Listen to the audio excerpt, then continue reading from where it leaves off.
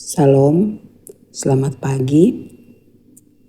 Sebelum kita melakukan aktivitas di sepanjang hari ini, terlebih dahulu kita datang kepada Tuhan. Mari kita berdoa. Bapa Surgawi, terima kasih atas penyertaan-Mu yang sempurna bagi kami, sehingga pada pagi hari ini kami boleh ada sebagaimana kami ada.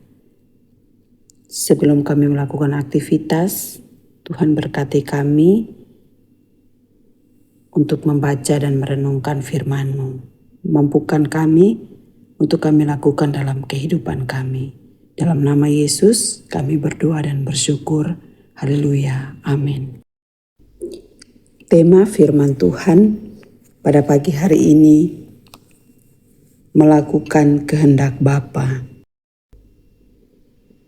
Matius 21 ayat 28 berkata, "Tetapi apakah pendapatmu tentang ini? Seorang mempunyai 2 anak laki-laki, ia pergi kepada anak yang sulung dan berkata, 'Anakku, pergi dan bekerjalah hari ini dalam kebun anggur.'"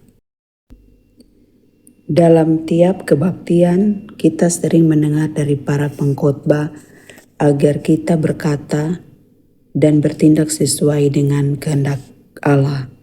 Pokoknya segala sesuatu harus berdasarkan firman Tuhan, sehingga berkat-berkat Allah, kasih karunia-Nya, serta keselamatan kekal menjadi bagian kita. Implementasi iman kita harus diupayakan untuk melakukan kehendak Bapa.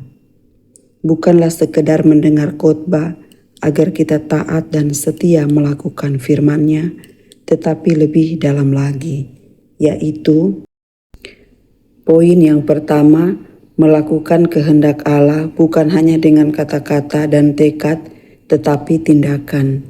Artinya, kita bukan hanya jadi pendengar, lalu meniatkan dalam hati untuk melakukan segala sesuatunya dalam firman Tuhan. Lebih tegas lagi, kita harus menjadi pelaku firman Tuhan, bukan hanya sekedar mendengar dan berniat. Sebab sebagai pelaku firman-Nya, kita akan merasakan sepenuhnya kasih dan karunia Tuhan dalam kehidupan kita. Masih sangat banyak orang yang berhenti setelah mendengar dan berniat. Mereka tak mampu melanjutkannya dengan perbuatan nyata. Poin yang kedua, melakukan kehendak Allah harus dengan hati yang sungguh-sungguh. Kesungguhan hati melakukan firman Tuhan adalah landasan utama. Jangan berdiri pada dua sisi yang berlawanan, sebab hal itu akan merugikan diri sendiri. Bahkan Alkitab pun menegaskan agar kita tidak suam-suam kuku. Kesungguhan hati sangat mempengaruhi pertumbuhan iman kita, sehingga lebih kuat, matang, dan berbuah sesuai dengan kehendak Allah.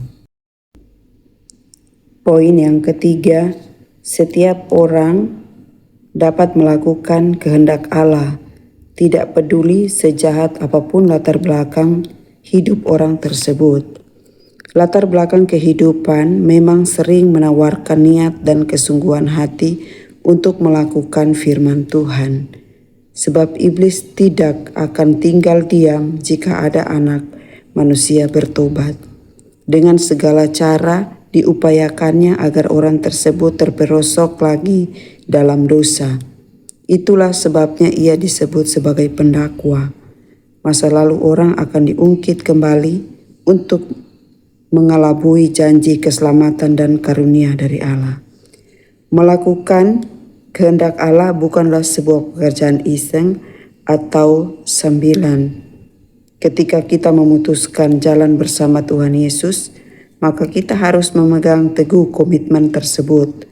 Pegang teguh keyakinan dan iman kita kepada Tuhan Yesus, maka Allah sendiri yang akan bertindak dalam segala sisi kehidupan kita untuk selama-lamanya. Mari kita berdoa. Bapa Surgawi yang penuh kasih, kami bersyukur atas firman-Mu yang telah kami dengarkan pada pagi hari ini. Terima kasih karena Engkau telah memilih kami menjadi anak-anak-Mu dan memanggil kami untuk hidup sesuai dengan kehendak-Mu. Tolong kami agar selalu hidup dalam ketaatan, kerendahan hati, dan kesetiaan kepadamu. Mampukan kami untuk melakukan kebenaran-Mu, firman-Mu yang kami dengarkan setiap hari.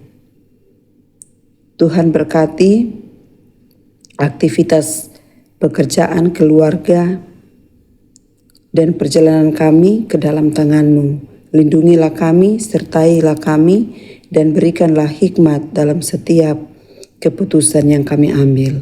Terima kasih ya Tuhan, di dalam nama Tuhan Yesus Kristus, kami berdoa dan menyerahkan hari ini ke dalam tangan Tuhan. Haleluya. Amin.